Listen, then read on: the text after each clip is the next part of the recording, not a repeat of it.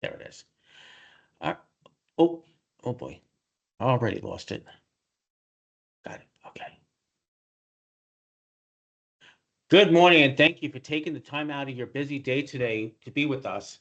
We want to make this as collaborative and informative for you. So if you have any questions, please post them in the chat and we'll check throughout the presentation. We'll also have some time at the end of this talk um, to answer any questions that you might have. So let's begin. Here's our agenda for today. Cybersecurity awareness. We'll give you some information about that. How to budget properly for IT and cybersecurity in our new landscape. What do you have control over? And finally, we'll give you some next steps. So I'd like to take this time to introduce our team. Underdog Cyber Defense is an IT service provider that specializes in cybersecurity. We help our clients understand their hidden vulnerabilities and understand what's important to protect. Then we put in strategies and solutions to protect their revenue, their reputation, and their legacy. I'm Carmine Corridor, president, and I serve as our client's chief strategy officer. My role involves determining the necessary compliance and protection a company needs, or in this case, a municipality needs, and then finding the right solution. On screen with me is Shilkes. She's the newest member to our team. She's our growth development executive, and her job is to educate and spread the word about the importance of cybersecurity, as well as Kelly here assists her in making those messages out there. Carlos and Oscar handle the execution of the strategy, the client care, and the compliance for our clients. So why are we here today, right? What's going on in our communities across the United States? Well, cyber criminals have put a target on local infrastructure. As we have as we have these conversations, we are seeing that many municipalities are not up to date with the modern IT practices and cybersecurity measures. Many still have their web guy doing their IT work.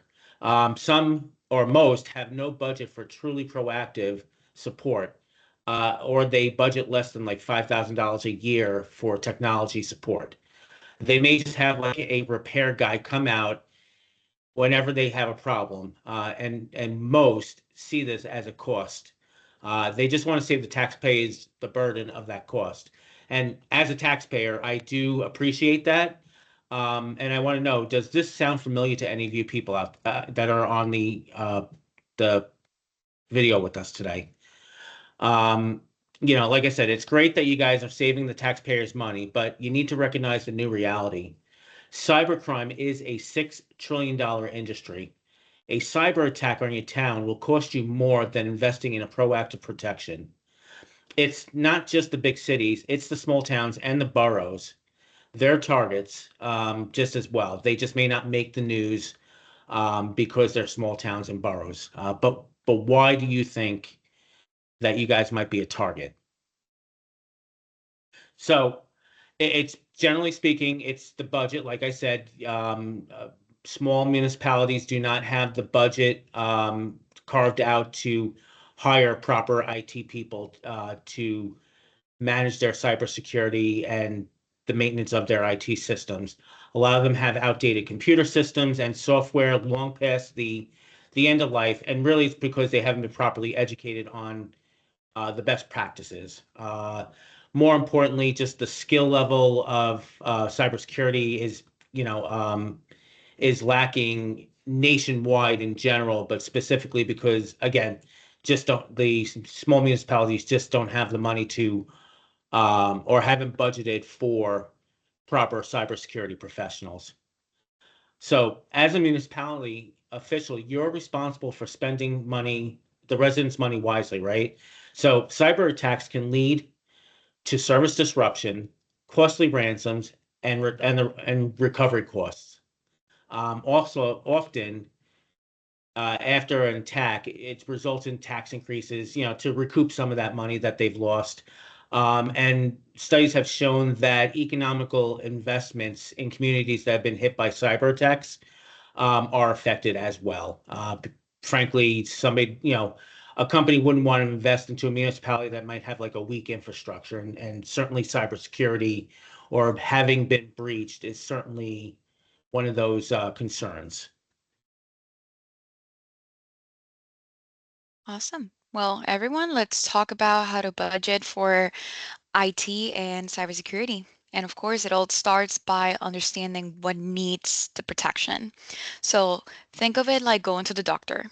They're going to ask you questions, they're going to run tests so they can diagnose the problem before they treat it, right? So, same thing. You need a cybersecurity risk assessment, like the Underdog Cyber SWOT. And once you know what needs protection, then it's easier to budget effectively. And of course, at the end of the day, you can only control what's going on in your little bubble, right? And some of the ways that you can do that is number one, by learning about your risks and vulnerabilities. And how do you do that? Well, by investing in a trusted partner, one who is going to be responsive, reliable, professional, and has a depth of experience. Someone that can help your municipality bring their technology into modern standards and practices. And someone that also has a deep understanding on how municipalities operate, that can provide true IT help desk experience for the municipality employees, and someone that will design and implement a security depth solution.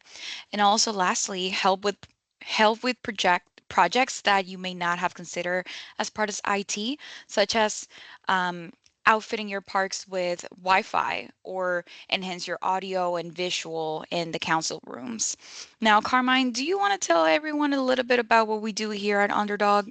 Sure, absolutely. So you see this chart here. In cybersecurity, there are different teams that handle various aspects of security. They are there are the most common ones are the blue team on the left-hand side and the red team on the right-hand side. The red team generally handles the company's defenses through activities such as vulnerability assessments and threat hunting. The blue team on the left side ensures that systems are functioning correctly, by focusing on monitoring, incident response, and data protection. And then, of course, you got that purple team in the middle there. And they take the best of, or they combine both the blue and the red team jobs into their team. So it basically combines the roles of both of those teams. So at Underdog, we do adopt that purple team approach, and when we combine it with our traditional IT support, we provide our clients a comprehensive security and support solution for our clients. Awesome. Well, at this point, I figure that everyone is like, okay, so what do I do now? What's next? So you already took the first step by just being here today, which we truly appreciate. There's definitely a lot to consider, especially if you're hearing about cybersecurity for the very first time today. Now, discuss this with your council or board of supervisors. We're here to help. So we would love to speak at your next council meeting about the importance of budgeting for IT and cybersecurity. And if you have any questions at all, you can always throw them on the chat or you can come off mute. Let me see. And Carmine, help me out. Let me know if you can see any questions on the chat. I'm new to this Teams. Sure, let me take a look, see if anybody's asking any questions. It looks like the chat seems to be a little quiet today, so people are probably just, digesting the information, and just thinking about that. I do want to take this back to our next steps here, just real quick. So one of the next steps you should be doing is, getting a risk assessment done. Regardless, just knowing where your gaps are in your municipality. Um, and regardless of that, you should have a written information security plan. Most insurance companies will require that. And certainly if you don't have cyber insurance, it's something the municipality should be looking at. And then develop an incident response plan. So the municipality probably has multiple incident response plans as far as like emergencies, weather, and all that stuff. But very few that we've talked to actually have one when it relates to technology, like what actually to do in a technology response incident. And then, of course, then work to implement an actual risk management and ongoing monitoring system. So I just wanted to bring that to the focus here because we do kind of forget to talk about that. So again, I'm going to take a look at the chat here, but it looks like the chat's a little quiet, and that's okay because sometimes, right, Shilky, sometimes they'll think of questions after the fact, right? all the time. Absolutely. And in that case, we will be sending you all the recording. And on that email, you're going to have our contact information. So you will have our phone numbers, our emails. So if you're like me, you don't think of it on the spot, but you think about it after the fact, just shoot us an email or give us a call. We can always, answer any questions that you guys may have, or we can also book a 15-minute strategy session as well. And we can just go a little bit we can go over everything a little bit more in depth. So, any questions? Last call? Awesome. Well, All right. thank you all for coming today. We truly appreciate it. Your time is really valuable. So, I hope we have provided with useful information to take back to your council. I will be reaching out, following up, seeing if you guys thought of any questions. But other than that, thank you so much for being here today. Appreciate it. Yeah, really appreciate your time. Thank you very much. Thank you, everyone.